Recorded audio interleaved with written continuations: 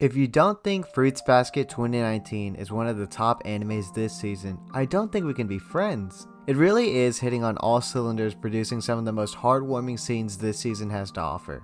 I wanted to revisit this series and compare one hell of an episode, that being episode 5. This episode had so much I never knew I wanted, and I'm sure many of you felt the same. I can already tell this comparison is going to be so much fun. If you're new here, well, hello. I'm BriThi and I love comparing things from small to large to old to new. On these kind of comparisons, I try to look at every nook and cranny to not miss a single detail. So if you haven't seen Fruits Basket 2019, what are you doing here? Go sit down and feed your brain this beautiful remake, then come back. If you enjoyed this video, then please leave a like or consider going the extra mile by joining my ever little growing family by subscribing. If you want to see more episodes like this, then please let me know down below in the comments. I wanted to say thank you to everybody that has supported the first iteration of this series. I'm going to give my all to give you the best content possible, I promise. I'm sorry this episode took so long. I've had problems with my living situation that separated me from my workspace, so it was hard to get any work done. But with the help of some friends, I'm back. So thank you for being patient. I won't blabber on any longer. I'm BriThi, your local DJ, and in today's video, I'm going to compare Fruits Basket 2019 to its forefather, Fruits Basket 2001.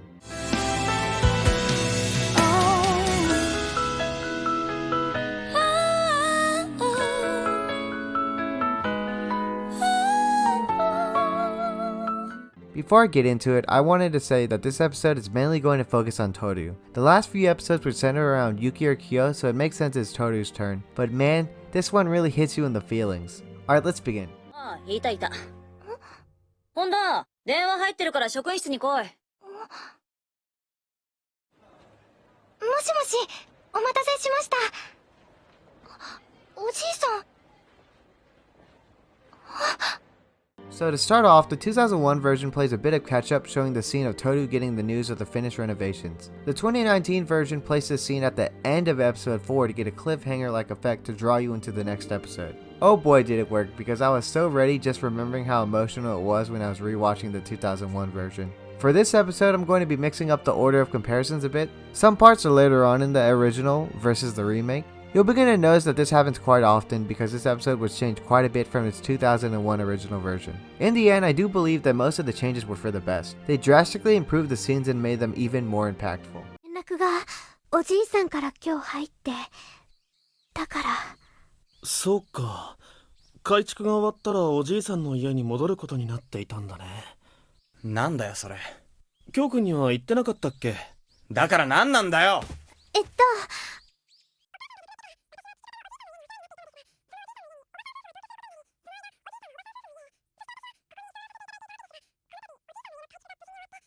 そこに戻ることに。そんなこと聞いてんじゃん。それでは早速荷造りをしてきます。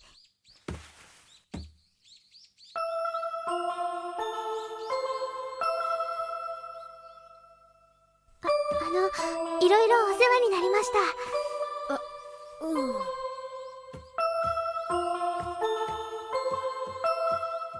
We get two very different scenes when Toru reveals that a grandfather's home is done being renovated. In the 2001 version, Toru tells Shigure the news with Kyo in the background training. Overhearing the news, Kyo interrupts and asks what is the meaning of this. Toru explains to Kyo why she was staying with them in the first place. I'm conflicted about this because I like how the show takes the time to make sure Kyo's in the loop versus him not knowing at all. But at the same time, I can see why the 2019 remake skips it because it is information we already know plenty about. From here on out, they each get their own one-on-one conversations with Toru. You can clearly see Kyo's frustration with Toru's leave, and it's sweet. He's rough with her, but it shows how much he cares and enjoys her presence in the Soma house. As Toru leaves to go pack her things, she catches Yuki next, who overheard the news. He, just like Kyo, is visibly shocked over the situation. I really enjoyed this scene because of the one-on-one interaction the boys get with Toru. They show how her presence is such a big deal to both of them, and it's beyond sweet to see. Let's jump over to the 2019 version and see how it contrasts to the 2001 version. 改築が終わったんだそうです。意外と早かったね。ええ、外壁はまだだけど、とりあえず住めるようになったっておじいさんから連絡が入って。だから。あ、お食事の用意まだでした。いいよ、トールくん。久しぶりにみんなで外に食べに行こう。大丈夫です。食材は買ってありますから。We see that Toru is in the living room with the boys gathered together where she reveals the news that was cliffhangered onto the end of the last episode. The boys' reaction are all of shock with a bit of sadness, but it isn't as impactful as the 2001 version when they got their one-on-one with her. Instead of that scene, it is replaced with something even more impactful in my opinion. We get this flashback of another moment that Toru remembers in depth about from her childhood. Side note, the way they transitioned into this scene was so clean. This was one of the few life lessons that her mother had instilled into her. That it's okay to be selfish or discouraged every once in a while. That is what it means to be human, you know. Honestly, I teared up a lot during this episode and maybe even cried, but you know, let's move on. Overall, these two scenes are both impactful in their own way. On one hand, we get to see two different reactions to the situation, one being from the angle of the boys, and the other being the angle of Toru. Seeing the boys' sad faces and their reactions to relief just adds on to the layer of their relationship. While on the other hand, seeing this flashback of Toru's mother shows how even now, these life lessons that she gave her will always be in her memories. 冷蔵庫に入ってる塩辛は早めに食べてくださいね。お醤油ももう少しで切れちゃいます。あと船ゴミを出す曜日が変わりましたので気をつけてください。あとはこれおじいさんの家の住所です。一応お渡ししておきます。いよいよ明日か。いろいろお世話になっちゃったね。いえ、こちらこそ。相馬の秘密はお墓に入るまで決して誰にも話しません。新しい家でも頑張って。 Here's where a bit of mix-up happens. We see Toru sitting down in the living room with the boys and telling them all the housekeeping chores they have to keep up with, all the way down to them being almost out of soy sauce. Not only that, but she gives them the address to her grandparents' house if they ever need to reach her. This part was actually pushed later on in the original. It was moved all the way to when Toru was leaving the Soma household. Also in the original, a key figure is missing when wishing her goodbye, being none other than Kyo. Kinda obvious. The 2001 version just wanted to play into the tsundere trope that Kyo has. Of course she couldn't see her off, because how embarrassing is that? From here she goes to pack the rest of her belongings. 勘違いをしていました。家族になんかなれるわけないのに。お母さん、私はやっぱりどこか抜けてますね。 God, this hurts more than I thought. We're moving into the pain train time. All aboard? This is one of the few times Toru diverges from her happy, positive attitude. It's so strange that it pulls at you for a bit. Don't doubt yourself, Toru. You are amazing the way you are. One thing I wanted to say that the remake did well was the addition of the sunset reflecting off Toru. It gives off this dreary scene of sadness that Toru is giving off. はい、注目。レクリエーションの時間です。今日はみんなでフルーツバスケットをして遊びましょう。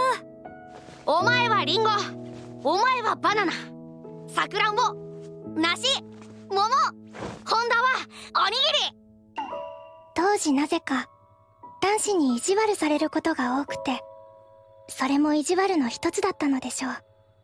でも私はおにぎり美味しそうです。よし行くぞリンゴ。目の前で繰り広げられる楽しそうなゲーム。おにぎりと呼ばれるのを待った私。ひたすら待った私。そう、昔から考えが足りない私なのです。We then cut to a scene of Toru's childhood where she reminisces about a game called Fruits Basket that they played in her classroom. Toru is so freaking cute, I can't handle it. Man, I knew little children can be mean, but I want to clobber these brats. How can they pick on poor little Toru like that? We see how them picking on her affects her even to this day. I told you this episode was gonna hit you in the feels, didn't I? お久しぶりです。今日からお世話になります。よく来たね、京子さん。トールだよ、じいちゃん。初めからおにぎりが仲間に入れるはずなかったですのに。 Next we get to Toru's family. In the original, we don't get to see that many of them right off the bat, but in the remake, the whole family is there. I like how they kept the poses the exact same with the ones that were there. Nice attention to detail. A little thing that was added in the remake is a little bit of dialogue under Toru's breath of how the onigiri will never be part of the fruits basket. This little bit of dialogue adds to the sadness of her leaving the Soma household because to me, it reflects her discomfort of being in this fruits basket of a house. From here, the order is mixed up again with the next scene.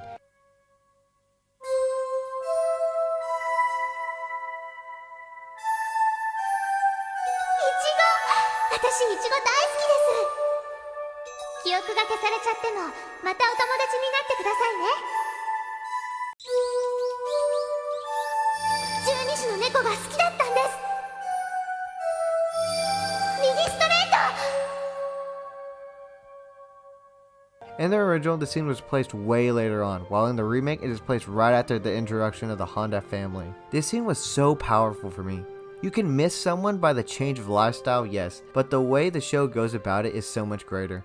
They don't need a word about how they felt. Their feelings and memories alone were able to convey the feeling of absence. Up next, there are a few scenes actually cut out of the remake. The original version has a few scenes of conflict with Toru and the rest of the family. Not only that, but there was a whole interaction with Toru and the boys at school. This scene was used to reinforce Toru's belief that she did not deserve to be selfish. I don't really miss this scene, but it does take a bit away from Toru's conviction. This was all done deliberately because the remake includes a large new segment that was not included in the original. Trust me when I say that it was worth it. We'll get to that part later. どうかしましたか？こういうことは早めに話しておいた方がいいと思って。トールちゃん、あなた今まで男の人の家にいたそうね。更新所で調べてもらったの。嘘、どうせやる。絶対私の方が進んでると思ったのに。更新所なんてわざわざどうしてですか？うちの長男ね、警察官になるのが夢なの。だから身内に前科がつくような人間がいると困るのよね。更新所なんてオーバーかなって思ったんだけど、京子さん昔は相当荒れてたそうだし、ほらカエルの子はカエルって言うし、不安でね。I want you to know that these scenes genuinely made me so angry. These people judged her because of what they thought of her mother versus who Toru was as her own person. If they even put a second of their time to really get to know her, then they would realize she is different from her mother. Not like her mother was even a bad person. This scene is basically the same between the two with just a minor change. One thing I wish they kept was how cool Kyoko's outfit was in the original. Like, yeah, the black with the red logo is cool, but come on, the red overcoat with the mask has just an added flair to it. 京子さん、すまないね。いえ。悪く思わないでおくれ。根が嫌な奴らなだけなんじゃ。ちょっとおじいちゃん、フォローになってねえ。なんだ、わし何か言ったか？ I want to be as epic as this grandpa whenever I'm however years old. Thank you for saying this. I'm glad he can see the very large flaws his family has. The fact he said it to their faces makes it even all the more satisfying. Another mix-up from the original is that they made the grandpa's speech in front of his family versus outside in the hallway where they were alone. And what a savage change. He was like, I don't care that you guys are hearing this, you people suck. One thing the 2019 version did was that they made sure the grandpa called her Kyoko instead of Toru like the original. I think they did this not to just highlight the fact that he is old, but to show that he is more like her mother than she really thinks. Not like in the way she acts or the way she thinks, but in spirit. That living in a home like that would have been awful for both of them. 私が不憫なんて罰が当たります。お母さんにいっぱい愛してもらって、素敵なお友達が2人もいてくれて、相馬くんたちに優しくしてもらえて、こうしてまた屋根のあるお宅にいさせてもらえて、感謝しなくてはいけないことばかりなのです。恵まれているのです。なのに、それなのに帰りたいなんて、相馬くんたちの家から出たことをこんなに寂しいと思うなんて。 Okay, now I'm really crying, guys. This whole scene was enhanced so much in the remake. The visuals, stunning. The music really sweeps you off in a flurry of passion. That even though that this is her blood, she feels as if her family is with the Somas. Scenes like this with such impact make me love these series so much more. We are seeing a side of Toru that has not been explored yet, and that's her sadness. She carries this positive attitude on her shoulders, but there is more to her than that. That is what makes this episode so damn heart-wrenching. To see this side of her is powerful. This adds to her character and I really do love it. But some changes I wanted to point out were the enhancements to really drive the scene home. Like how the still transparent images of the boys moving across the screen were replaced with prior memories she shared with them. Just so damn heavy. Makes you want to cry a little bit, huh? 帰っておいでよ。Ah, the boys are here to save the day. God, the upgraded visuals make this rescue 10 times more badass. I'm just going to give my boy Yuki some love here. Look at how suave this man is. God, I love these two so much. Not much analysis, just loving these two. Also, the small dialogue of the son thinking Yuki was a girl, great addition. Moving on, this is the large new segment that was added to the remake that is not seen in the original. I love this part so much. It shows what led up to Yuki and Kyo showing up at the Honda household. This was a great addition because it gives us detail that the original 2001 left us in the dark on. It was funny, sweet, and everything in between. There are so many layers and I'm still going to talk about it. I don't care if post-editing me is going to be frustrated. 1. The scene of them arguing to eventually go to her house was so sweet. They really care so much. Kyo's tsundere act was adorable as always. The way they found the house was absolutely brilliant. It shows that Yuki really listens to everything Toru says. I'm on Team Kyo, but man, Yuki really is a titan of a rival. Seeing their reaction to what the son was saying to her and the reaction to their words really reflect how I was. 本田さんの荷物は上ですか？ちょっと待って、何事なの？本田さんを迎えに来たものです。もしかして君がトールちゃんと同棲してた家の人？ということは男の子？気安くトールちゃん呼ばわりするな。消す。 In Yuki's badass moment of the episode, it actually occurred in 2 different locations. This happened because of the decision to change the location of where Toru's grandpa gave his speech. Also because of the new added scene, we can clearly see why Yuki called the son a lowlife, because he saw the way he treated her. The original gave no hint to this, but we had to just assume he saw somehow, you know? Also, the flick on the forehead was just violent enough for me to get just enough satisfaction. わがまま言ってもいいんじゃねえの。毎日毎日言われると頭くるけどな。でもお前の場合、たまには弱音吐いたってわがまま言ったっていいんだよ。めげたっていいんだよ。でもいいんだよ。たまにはめげたって。 You know, ladies, this is how guys feel with women tsunderes. It's frustrating, isn't it? Kyo is so tsundere, it's kinda cute though. There was a slight background change. In the 2001 version, it is set during a sunset, while the 29 remake is set during the day. This scene was exactly everything I wanted. I'm glad she finally found her place in the fruits basket with the other onigiris. Home isn't a place that is defined by blood, it's a place where you feel most comfortable with the people you love. That's probably the biggest takeaway from this episode. And scene. That's where I'm going to cut this episode off. This really does solidify that Fruits Basket's story transcends time.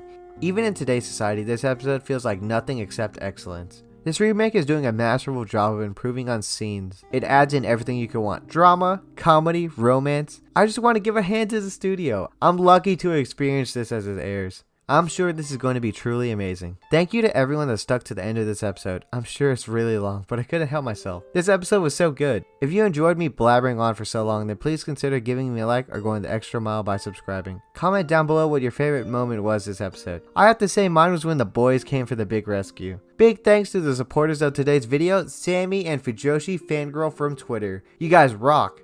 Well, that's it from me. I'm BriThi, your local DJ, signing off. Sayonara, friends.